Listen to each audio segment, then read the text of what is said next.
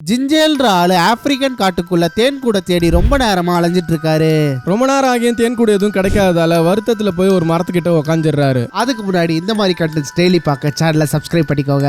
அப்பதான் அந்த மரத்து மேல இருந்து ஒரு குட்டி பறவை இவரை கூப்பிடுற மாதிரி கீச் கீச்சுன்ற குரல்ல கத்துது.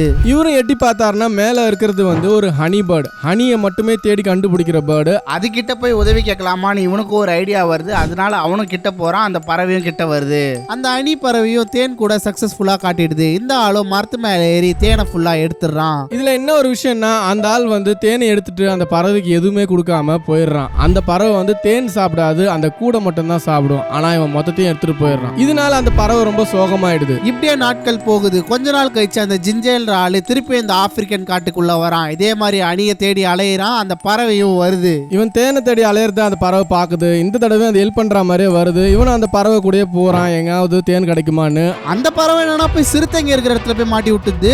இவனுக்கா அல்ல இல்ல எப்படியோ கஷ்டப்பட்டு அங்க இருந்து தப்பிச்சு வந்துடுறான். இதுல இருந்து அவனுக்கு ஒண்ணு தெரிஞ்சிச்சு, அந்த பறவைக்கு நம்ம எதுவும் கொடுக்காததால அது கொண்டு போய் இந்த மாதிரி பழி வாங்கிருச்சுன்னு. இந்த மாதிரி ஒரு பறவை ஆப்பிரிக்கால வாழுது. அதோட பேரே ஹனி பேர்டு. இந்த தடவை சிறுத்தை கிட்ட மாட்டி விட்டுச்சு. ஆனா இன்னொரு இன்சிடென்ட்ல பார்த்தனா வேற ஒண்ணு நடந்திருக்கு. அது என்னன்னா இதே மாதிரி ஒருத்தன் திருப்பி பண்ணிடுறான். அது ரிட்டர்ன் வரும்போது கொலை கிட்ட போய் மாட்டி விட்டுச்சு. இதுல இருந்து நம்மளுக்கு என்ன தெரியுதுன்னா, நம்மளுக்கு ஒருத்தவங்க உதவி செஞ்சாங்கன்னா நம்மளும் திருப்பி உதவி செய்யணும். உதவி செய்யலாம் இந்த மாதிரி தான் நடக்கும். சரி, ஓகே, ரெண்டாவது கதைக்கு ஜம்ப் ஆகலாம். விஸ்கஸ்ன்ற ஒரு 10 வயசு பையன் ரொம்ப காண்டாகிறான் அவங்க அப்பா அம்மா மேல. ஏன்னா எப்ப பார்த்தாலும் அவனை படின்னு சொல்றாங்க. இல்லனா கடைக்கு போய் இதை வாங்கினுவான் அதை வாங்கினுவான்னு சொல்லிட்டு வெறுப்பேத்துறாங்க.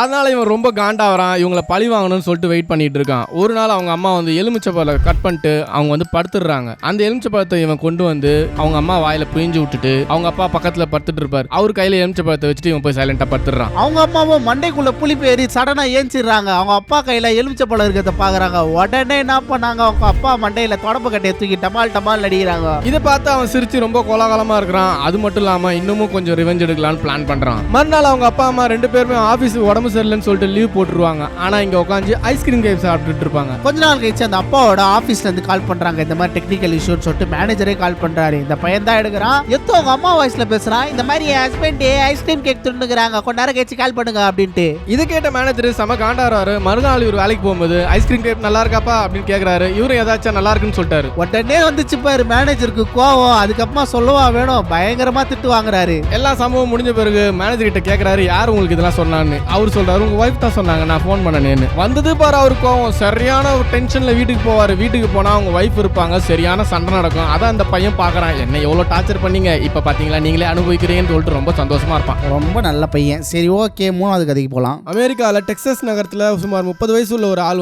ஒரு அலிகேட்டரை பாக்குறாரு. அத பின்னாடி இருந்து பார்க்கும்போது அது பார்க்கறதுக்கு ரொம்ப கோரமா ரொம்ப பயமுத்துற மாதிரி இருந்திருக்கு. அவரு உடனே இதை எப்படி நம்ம துரத்துறதுன்னு யோசிச்சிருக்காரு. அப்பதான் ஒரு துணியை பாக்குறாரு. அந்த துணியை வச்சு அதோட மூஞ்ச மூடிடலாம், கண்ணு தெரியாதனால அதாவது தப்பிக்க முடியாது அப்படின்னு யோசிச்சு அந்த துணியை கொண்டு போய் பின்னாடி இருந்து அதோட முகத்து மேல போட்டுறாரு. அந்த முதலைக்கு ரியலைஸ் பண்றதுக்கு டைம் கொடுக்காம அதோட உடம்பு மேல ஏறி அதோட தலையிலேயே ஓங்கி அடிக்கிறாரு. முதலையோ ஒரு நிமிஷத்துக்கு மயங்கிடுது. அதுக்கப்புறமா தான் பயங்கரமான ட்விஸ்ட். ஆனா அங்கெல்லாம் குப்பை தொட்டி க்ளோஸ்டு இருக்கும். அவர் அந்த குப்பை தொட்டியை சாச்சா மேல கொண்டு அந்த முதலையை உள்ள தள்ளி விட்டுறாரு. அதுவும் உள்ள போய் மாட்டிக்கிட்டு க்ளோஸ் ஆயிடுச்சு குப்பை தொட்டி. புடிச்ச உடனே ஃபாரஸ்ட் டிபார்ட்மெண்ட்டுக்கு போன் பண்றாரு. ஃபாரஸ்ட் டிபார்ட்மெண்ட் ஆளுங்க அந்த முதலைய புடிச்சிட்டு போயிடுறாங்க.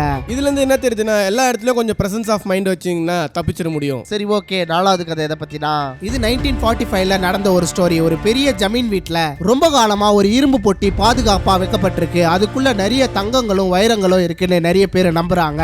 இதை தெரிஞ்சுக்கிட்ட வெளியூர் திருடவங்க 4 பேர் அந்த இரும்பு பொட்டி எப்படியாவது தூக்கணும்னு சொல்லிட்டு ஸ்கெட்ச் போடுறானுங்க. ஒரு நாள் வந்தது, அந்த பொட்டி எடுக்கிறதுக்காக உள்ளே போயிட்டானுங்க. அந்த இரும்பு பொட்டியை கண்டுபிடிச்சிடறானுங்க. அதை கஷ்டப்பட்டு திறக்கவும் செய்யறானுங்க. ஆனா திறந்து அவனுங்களுக்கு பயங்கரமான அதிர்ச்சி. அது என்னன்னா, பொட்டி காலியா இருக்குது. திருடனுங்க இந்த பொட்டிக்காக எவ்வளவு கஷ்டப்பட்டோம்னு சொல்லிட்டு அந்த பொட்டியை ஓங்கி ஒரு உதவிச்சுட்டு அங்க இருந்து கிளம்பிடுறானுங்க. கொஞ்ச நாள் போகுது. இதே மாதிரி இன்னொரு கும்பலும் அந்த பொட்டியை கொள்ளையடிக்கிறதுக்காக ஜமீன் வீட்டுக்குள்ள வரானுங்க. அவனுங்களும் இதே மாதிரி பண்றானுங்க. பொட்டியை திறக்கிறானுங்க. ஆனா அதுக்குள்ள எதுவும் இல்ல.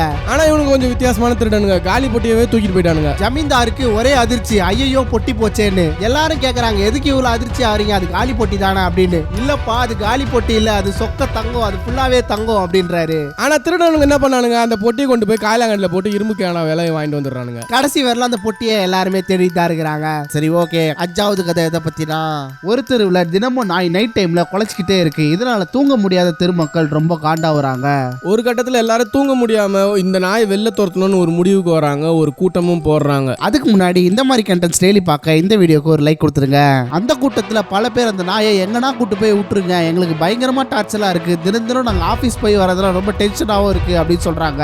அதனால அந்த நாயை கொண்டு போய் ஊரை விட்டு எங்கேயோ தள்ளி கொண்டு போய் விட்டுறாங்க. அதுக்கப்புறமா அவங்க நிம்மதியா தூங்க ஆரம்பிச்சாங்க. இப்படியே 2 நாள் கடந்து போகுது. 3ஆவது நாள் காலையில ஒரு அம்மா கத்துறாங்க, என்னோட மோதிரத்தை காணோன்னு. இன்னொரு அம்மா கத்துறாங்க, என்னோட செயினை காணோன்னு. இன்னொரு வீட்டுல இன்னொரு அம்மா கத்துறாங்க, என்னோட மொத்த நகையும் காணோன்னு. அப்பதான் ஒண்ணு தெரிய வருது, திருடன் வந்து எல்லா இடத்துலயும் திருடின்னு போயிருக்கான்னு. இவங்களை இத்தனை நாளா அந்த நாய் தான் வந்து குலைச்சு பாதுகாப்பா இருந்திருக்கு. ஏன்னா வந்து நைட்ல குலைச்சிட்டே இருக்கிறதால அந்த நாயை பார்த்துட்டு அந்த திருடன் வரதில்லை. ஆனா இப்ப அந்த நாய் அங்க இல்லாததால திருடனுக்கு ரொம்ப ஈஸியா போச்சு, வந்து எல்லா இடத்துலயும் திருடின்னு போயிட்டான். இதுல இருந்து என்ன தெரிய வருதுன்னா, நாய் எதுக்காக குலைக்குதுன்னு தெரியாமலே தொத்தி விட்டுருக்காங்க. அதனாலே அவங்களுக்கு பெரிய லாஸ் ஆயிட்டு இருக்கு. இப்ப என்னதான் போலீஸ் கேஸ் ஆயிருந்தாலும் அவங்க நகை கிடைக்குமா இல்லையான்னு தெரியல. சரி, ஓகே, ஒரு சின்ன விடுகதை. வாள் இல்லாமல் கேடயம் மட்டும் எப்போதும் வைத்திருப்பான், போருக்கு போகாத வீரன், அவன் யார்? இதுக்கு ஆன்சர் தெரிஞ்சா கமெண்ட் செக்ஷன்ல சொல்லுங்க. கரெக்டான ஆன்சரை பின் பண்ணி வைக்கிறேன். சரி, ஓகே, இந்த வீடியோக்கு ஒரு லைக் கொடுத்துருங்க.